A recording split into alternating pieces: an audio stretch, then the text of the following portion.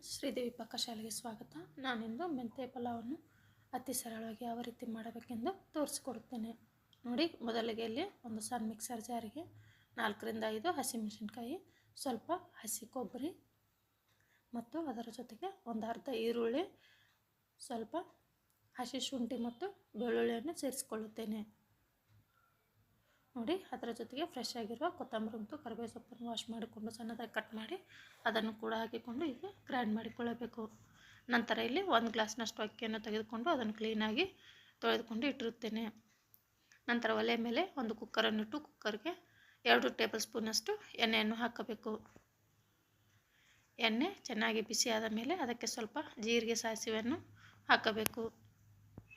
ನಂತರ ಇದಕ್ಕೆ ಸ್ವಲ್ಪ ಮಸಾಲೆಯನ್ನು ತೆಗೆದುಕೊಂಡಿರುತ್ತೇನೆ. ಒಂದು ಪಲಾವ್ ಎಲೆ, 4 ಕರಿಮೆಣಸು, 3 ಲವಂಗ, 2 ಏಲಕ್ಕಿಯನ್ನು ಹಾಕಿಕೊಂಡು ಅವನ್ನು ಕೂಡ ಎಣ್ಣೆಯಲ್ಲಿ ಫ್ರೈ ಮಾಡಬೇಕು. ನೋಡಿ, ಈ ಮಸಾಲೆಯನ್ನು ನೀವು ಬೇಕಿದ್ದರೆ ಹಾಕಬಹುದು, ಬೇಡವಾದರೆ ಸ್ಕಿಪ್ ಮಾಡಿಕೊಳ್ಳಬಹುದು. ಸಣ್ಣ ಮಕ್ಕಳಿಗೆ ಮಾಡುವುದಾದರೆ ಈ ಮಸಾಲೆಯನ್ನು ಹಾಕಬಾರದು. ನಂತರ ಇಲ್ಲಿ 1 ಈರುಳ್ಳಿಯನ್ನು ಕೂಡ ಸೇರಿಸಿಕೊಂಡು ಅದನ್ನು ಕಲರ್ ಚೇಂಜ್ ಆಗುವವರೆಗೂ ಫ್ರೈ ಮಾಡಿಕೊಳ್ಳಬೇಕು.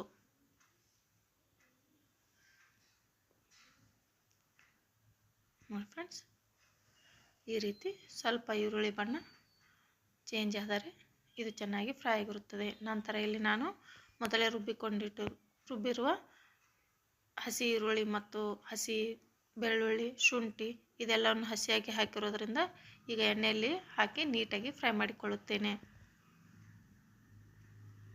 ನೋಡಿ, ಇದೆಲ್ಲರ ಹಸಿ ವಾಸನೆ ಹೋಗುವವರೆಗೂ ಇದನ್ನು ಚೆನ್ನಾಗಿ ಫ್ರೈ ಮಾಡಿಕೊಂಡ ನಂತರ ಇದಕ್ಕೆ ರುಚಿಗೆ ತಕ್ಕಷ್ಟು ಉಪ್ಪನ್ನು ಸೇರಿಸಬೇಕು.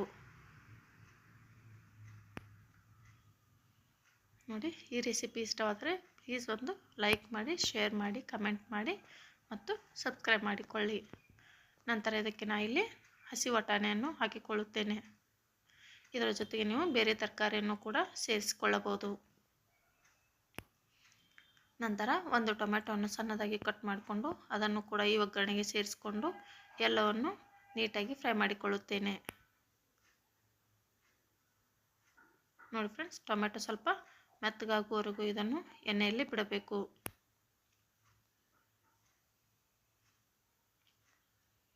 ನೋಡಿ, 1 ರಿಂದ 2 ನಿಮಿಷಗಳ ಕಾಲ ಲಿಡ್ಡನ್ನು ಕ್ಲೋಸ್ ಮಾಡಿಕೊಂಡು ಬೇಯಿಸಿಕೊಳ್ಳಬೇಕು. ನಂತರ ಇಲ್ಲಿ 1 ಹಿಡಿಯಷ್ಟು ಮೆಂತ್ಯ ಸೊಪ್ಪನ್ನು ತೆಗೆದುಕೊಂಡು ಅದನ್ನು ಕ್ಲೀನಾಗಿ ವಾಶ್ ಮಾಡಿಕೊಂಡು ಸಣ್ಣದಾಗಿ ಈ ರೀತಿ ಕಟ್ ಮಾಡಿಕೊಂಡಿರುತ್ತೇನೆ.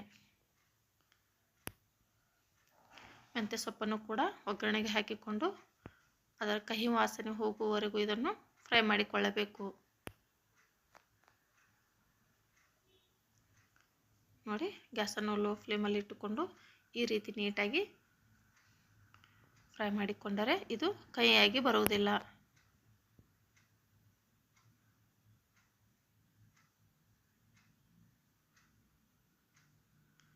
ನೋಡಿ, ಈಗ ಎಲ್ಲವೂ ಎಣ್ಣೆಯಲ್ಲಿ ಮೆತ್ತಗಾಗಿರುತ್ತದೆ. ನಂತರ ಇದಕ್ಕೆ ಸ್ವಲ್ಪ ಅರಿಶಿನ, ಸ್ವಲ್ಪ ಗರಂ ಮಸಾಲ ಮತ್ತು ಸ್ವಲ್ಪ ಜೀರಿಗೆ ಪೌಡ್ರನ್ನು ಸೇರಿಸಿಕೊಂಡು ಅದೆಲ್ಲವನ್ನು ಎಣ್ಣೆಯಲ್ಲಿ ನೀಟಾಗಿ ಮಿಕ್ಸ್ ಮಾಡಿಕೊಳ್ಳುತ್ತೇನೆ. ನೋಡಿ, ಮನೆಗೆ ಯಾರಾದರೂ ಬಂದರೆ ಮತ್ತು ಇಲ್ಲ ಬೆಳಗ್ಗೆ ಟಿಫನ್ಗಾದರೂ ಕೂಡ ಇದು ತುಂಬ ಟೇಸ್ಟಿಯಾಗಿರುತ್ತದೆ. ಇದಕ್ಕೆ ಹಸಿಮೆಣಸಿನಕಾಯಿ ಬೇಡವಾದರೆ ಚಿಲ್ಲಿ ಪೌಡ್ರನ್ನು ಕೂಡ ಹಾಕಿಕೊಂಡು ಈ ಪಲಾವನ್ನು ಮಾಡಿಕೊಳ್ಳಬಹುದು. ನೋಡಿ, ಈಗ ಎಲ್ಲವೂ ಎಣ್ಣೆಯಲ್ಲಿ ಎಷ್ಟೊಂದು ನೀಟಾಗಿ ಫ್ರೈ ಆಗುತ್ತಿರುತ್ತದೆ.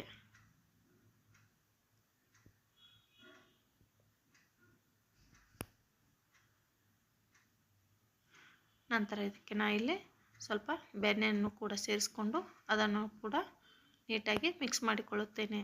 ನೀವು ಎಣ್ಣೆ ಜೊತೆಗೆ ಬೆಣ್ಣೆಯನ್ನು ಸೇರಿಸಿಕೊಂಡು ನಂತರ ಒಗ್ಗರಣೆ ಹಾಕಿಕೊಳ್ಳಬಹುದು.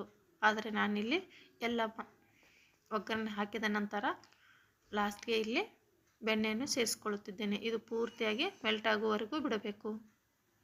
ನೋಡಿ, ಈ ರೀತಿ ಬೆಣ್ಣೆ ಹಾಕಿ ಪಲಾವ್ ಮಾಡೋದ್ರಿಂದ ಪಲಾವ್ ಮಧ್ಯಾಹ್ನ ಇಲ್ಲ ಸಂಜೆವರೆಗೂ ಕೂಡ ಮೆತ್ತಗೆ ಟೇಸ್ಟಿಯಾಗಿ ಬರುತ್ತದೆ. ಇದು ಉದುರಾಗಿ ಆಗುವುದಿಲ್ಲ. ನೋಡಿ ಫ್ರೆಂಡ್ಸ್, ಈ ರೀತಿ ಎಲ್ಲವನ್ನು ನೀಟಾಗಿ ಮಿಕ್ಸ್ ಮಾಡಿಕೊಂಡ ನಂತರ ಒಂದೆರಡು ನಿಮಿಷಗಳ ಕಾಲ ಇದನ್ನು ಗ್ಯಾಸನ್ನು ಲೋ ಫ್ಲೇಮಲ್ಲಿ ಇಟ್ಟುಕೊಂಡು ನೀಟಾಗಿ ಫ್ರೈ ಮಾಡಿಕೊಳ್ಳುತ್ತೇನೆ.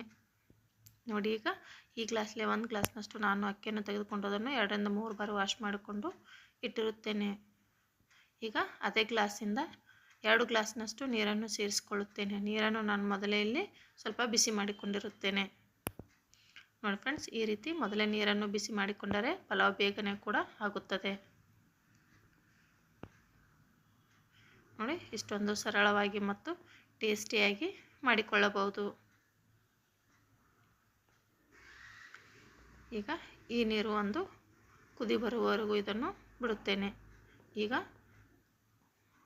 ಉಪ್ಪಿನ ಟೇಸ್ಟ್ ಆಗಿದೆ ಇಲ್ಲ ಅಂತ ಚೆಕ್ ಮಾಡಿಕೊಳ್ಳಬಹುದು. ಒಂದೆರಡು ಕಡಿಮೆ ಆದರೆ ಈಗ ಕೂಡ ಸೇರಿಸ್ಕೊಳ್ಳಬಹುದು.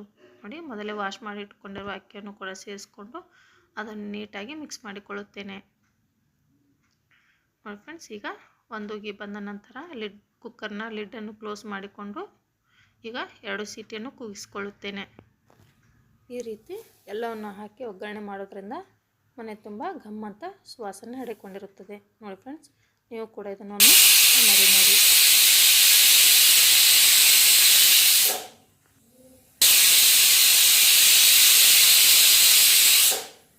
ನಂತರ ಇದಕ್ಕೆ ಒಂದು ಮೊಸರು ಬಜ್ಜಿಯನ್ನು ರೆಡಿ ಮಾಡಿಕೊಳ್ಳೋಣ. ನಾನಿಲ್ಲಿ ಒಂದು ಅರ್ಧ ಬಟ್ಲಿನಷ್ಟು ಗಟ್ಟಿ ಮೊಸರನ್ನು ತೆಗೆದುಕೊಂಡಿರುತ್ತೇನೆ. ನೋಡಿ, ಈ ರೀತಿ ಗಟ್ಟಿಯಾಗಿರೋ ಮೊಸರಿಗೆ ಸಣ್ಣದಾಗಿ ಕಟ್ ಮಾಡಿಕೊಂಡಿರುವ ಈರುಳ್ಳಿ, ಸ್ವಲ್ಪ ಬೀಜ ತೆಗೆದುಕೊಂಡಿರುವ ಟೊಮೆಟೊವನ್ನು ಕೂಡ ಸೇರಿಸ್ಕೊಂಡು ಅದನ್ನು ಕೂಡ ಎಷ್ಟು ಸಾಧ್ಯ ಅಷ್ಟು ಸಣ್ಣದಾಗಿ ಕಟ್ ಮಾಡಿಕೊಳ್ಳಬೇಕು.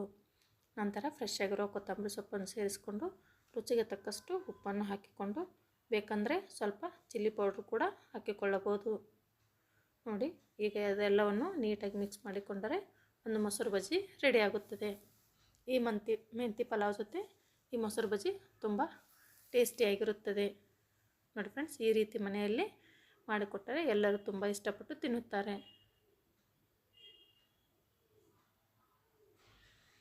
ನೋಡಿ, ಈಗ ಎಲ್ಲದು ರೆಡಿ ಆಯಿತು. Thank you for watching.